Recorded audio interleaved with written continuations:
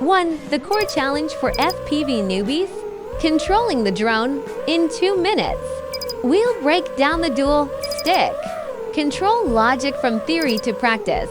2. The left stick controls to key functions: throttle and yaw.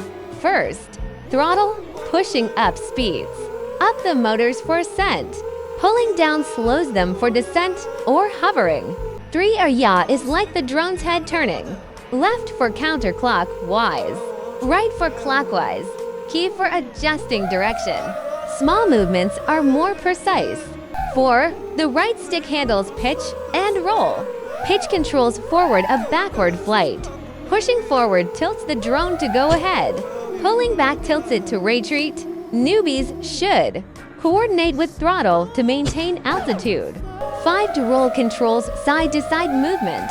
Left for leftward, right for rightwards, like how humans lean too. Balance, memory for building muscles.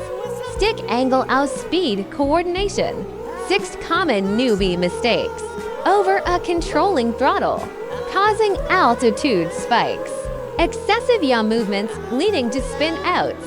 Practice gentle inputs in simulators first. 7. Progressive practice plan: 1 to 3H on hovering. For 7H flight on forward, backward is sideways.